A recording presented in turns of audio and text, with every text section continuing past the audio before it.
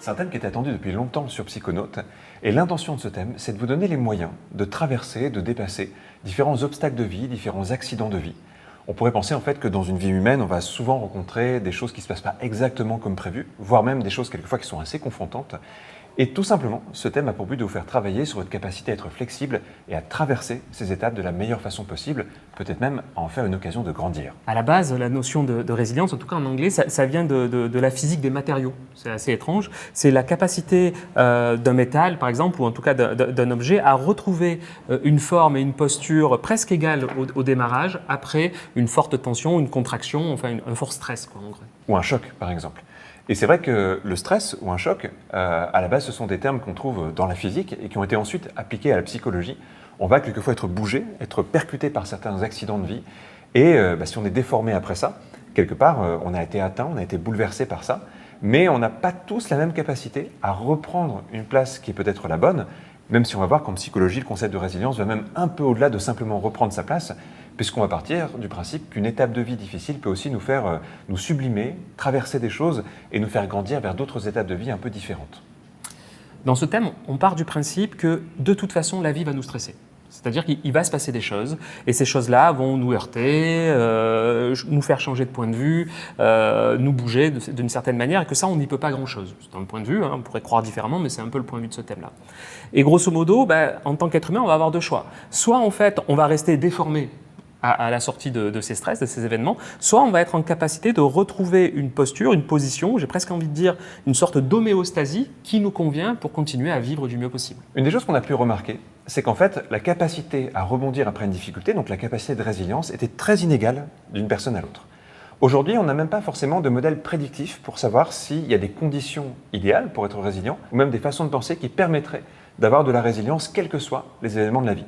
Il n'y a pas de certitude par rapport à ça, mais il y a quand même des personnes qui travaillent depuis les années 1940-1950 sur les questions de la résilience et qui ont commencé à trouver quelques dénominateurs communs qui semblent favoriser la capacité de résilience. Et c'est notamment là-dessus qu'on a commencé à construire ce thème. Avant d'aller analyser et explorer justement ces choses qui nous permettent d'être résilients, il y a qu'est-ce qui nous empêche d'être résilients? Il y a une part potentiellement génétique. Il y a une part génétique, même si aujourd'hui, la plupart des chercheurs s'entendent pour dire que finalement, cette part, elle n'est pas suffisamment forte pour donner le ton. C'est-à-dire qu'elle fait partie des facteurs. On a notamment tous des capacités différentes à sécréter certaines hormones. Les hormones vont agir sur notre capacité à positiver, par exemple, à retrouver de l'énergie après une difficulté. Mais ce facteur-là est un facteur qui semble quand même être secondaire par rapport à certains facteurs psychologiques. On pourrait se dire aussi qu'il y a les conditions de vie. Et évidemment que les conditions de vie vont jouer. Il y a notamment une psychologue, Amy Warner, qui est à l'origine quasiment des premières recherches sur la résilience, qui est partie de l'étude d'environ 700 enfants qui avaient vécu des conditions de vie extrêmement difficiles dans les premiers stades de leur développement, notamment de la carence affective, de la maltraitance, bref, tout ce qui pourrait prédisposer à une vie quand même assez compliquée. Elle a ensuite étudié cette même population une trentaine d'années après, et d'un côté, elle n'a pas été surprise par certaines choses, puisqu'elle a vu qu'un grand nombre de ses enfants avaient grandi avec ces difficultés et avaient fini par vivre une vie assez désorganisée, assez difficile, assez incohérente même.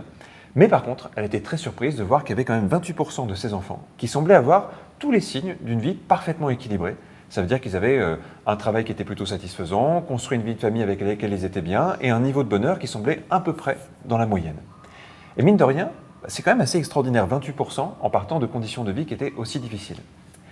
Et du coup, Amy Warner, ça a commencé à se dire que c'était intéressant d'étudier la population qui, malgré ses conditions et ses prédispositions difficiles au début, parvenait à s'en sortir. En gros, ça a posé les bases de ce qu'on appelle la résilience. Pourquoi certains individus parviennent à dépasser quelquefois même des choses qui sont extrêmement traumatisantes au début de leur vie. Personnellement, j'ai assisté à la résilience presque tout le long de ma vie d'accompagnant. Mais je ne savais pas que ça s'appelait résilience. Et j'ai toujours été incroyablement surpris, et peut-être que c'est la raison pour laquelle je suis thérapeute, de percevoir de quelle manière les gens survivaient à tout ce qui leur était arrivé. Mais c'était incroyable. Enfin, j'imagine que toi, c'est un peu la même chose, mais les gens vivent des vies incroyables, incroyablement difficiles aussi, avec des épreuves qui semblaient tellement difficiles, et elles avaient eu la capacité à survivre, et même à chercher encore à aller mieux. Et moi, ça m'a toujours stupéfait, en fait. Et peut-être que c'est la raison pour laquelle je suis justement accompagnant, c'est de percevoir ces moments-là. Et j'ai appris bien plus tard que ça s'appelait résilience, en fait, ça. C'est la capacité qu'ont les gens à trouver un équilibre, d'accord, par rapport à un événement. Alors, ils souffraient encore un peu, et peut-être que moi, je leur permettais, à l'aide de la thérapie et de l'hypnose que je propose, de trouver quelque chose qui soit plus satisfaisant pour eux. Mais quand même, ils avaient fait la plus grosse partie du job, en fait, au fond.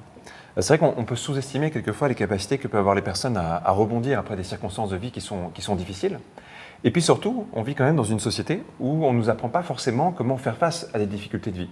Il y a souvent un peu du déni dans la manière d'élever les enfants aujourd'hui, avec l'idée qu'en fait, s'ils travaillent bien, s'ils sont sages, etc., tout va bien se passer. Seulement, la vie, elle est pleine d'aléas. Et si on n'a jamais appris à anticiper le fait qu'elle allait avoir des obstacles ou des difficultés, ou à s'illusionner avec le fait que tout allait être facile et qu'on allait traverser la vie comme si elle était assez évidente, eh bien, forcément, on n'est pas préparé. Et le premier choc que l'on prend, on peut le prendre quelquefois de plein fouet. Il y a en fait deux raisons de suivre ce thème. La première raison, elle est assez évidente, c'est vous avez vécu peut-être des événements un peu difficiles et vous sentez qu'il y a besoin de retrouver peut-être de la spontanéité, il y a retrouver peut-être de la légèreté par rapport à ça, passer à une autre étape de vie, faire le deuil de ces situations difficiles. Mais il y a une autre raison aussi de suivre ce thème, c'est la prévention. Parce que vous allez voir qu'il y a pas mal d'expériences que l'on propose. En fait, ces expériences, on pourrait presque les faire vivre et les transmettre à des enfants pour qu'ils soient prêts un jour. Le jour où ils vont vivre un deuil, le jour où ils vont vivre peut-être une difficulté relationnelle, le jour où ils vont avoir la sensation peut-être de ne pas d'être impuissants par rapport à ce qui se passe dans le monde, ou d'être en face de certaines des contraintes existentielles qui font la vie. Eh bien, ces enfants-là peut-être seront un peu plus capables de dépasser, d'avoir justement cette capacité de résilience. Parce qu'une des choses dont on est persuadé, par rapport à ce que tu as dit là et par rapport à tous les cas qu'on a pu rencontrer, c'est qu'on a une grande capacité à apprendre à être résilient, même si on n'a pas tous la même capacité à l'être à la base. Alors, bien que ça soit un thème plutôt orienté bien-être et aussi un peu exploration, ce qu'on va vous demander, c'est pas de prendre des choses qui vous sont arrivées trop fortes. D'accord ? Ce n'est pas une thérapie, vous n'êtes pas en face de quelqu'un. Et parfois, en fait, le fait de demander de l'aide, d'être accompagné, c'est vraiment quelque chose d'important. Donc nous, on ne veut pas se substituer à ça. Donc ça va fonctionner sur plein d'éléments. Ça pourrait fonctionner sur des choses très très fortes, mais je dirais que ce n'est pas le lieu, ce n'est pas l'endroit. En fait, c'est vrai que dès qu'on est vers quelque chose qui est de l'ordre vraiment du traumatisme, c'est très important d'être accompagné. Ça, c'est un petit peu les limites d'une plateforme comme Psychonautes. On peut travailler sur plein de choses, créer de la compréhension aussi, parce que comprendre les mécanismes de la résilience, ça sera de toute façon bon. Mais par contre, être accompagné à ce moment-là, être capable de demander de l'aide à un professionnel, c'est quand même quelque chose qui est très important. Donc, essayez d'être juste par rapport à ça. Si vous travaillez sur des accidents de vie, sur des choses qui ne sont pas complètement dépassées, sur des choses qui restent de faible ou de moyenne intensité, eh ben c'est très bien avec Psychonautes. Quand vous sentez que vous touchez à des choses qui sont de haute ou très haute intensité, type psychotraumatisme, eh bien, faites-vous accompagner. Psychonautes peut être peut-être un élément supplémentaire à voir aussi avec la personne qui va vous accompagner. Soyez vraiment attentif à ça, c'est aussi pour votre sécurité. Par rapport à ce que tu dis, moi, ça me fait penser à quelque chose. Il y a vraiment quelque chose qui est à trouver entre un accompagnement avec l'hypnose, avec un professionnel, et l'auto-hypnose. Moi, je trouve que, par exemple, c'est comme être suivi par un coach sportif. D'accord ? Le coach sportif va vous donner un certain nombre de mouvements à réaliser pour que ça se passe bien dans votre corps, et lui va savoir à quel endroit c'est bien et à quel endroit il faut éviter certains mouvements selon votre morphologie, en fait. Mais ensuite, les entraînements, vous allez faire vous-même, en fait. Vous allez les faire chez vous, peut-être qu'il va vous demander des exercices à faire tous les soirs, et ça serait l'équivalent de l'auto-hypnose.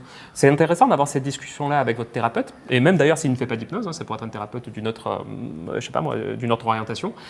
C'est une hygiène mentale, en fait, l'auto-hypnose, et c'est ce qu'on vous propose sur la plateforme Psychonautes. Alors maintenant qu'on vous a expliqué tout ça, eh bien on va vous parler des chapitres et surtout de ce qu'on va vous proposer dans les 4 chapitres qui constituent ce thème.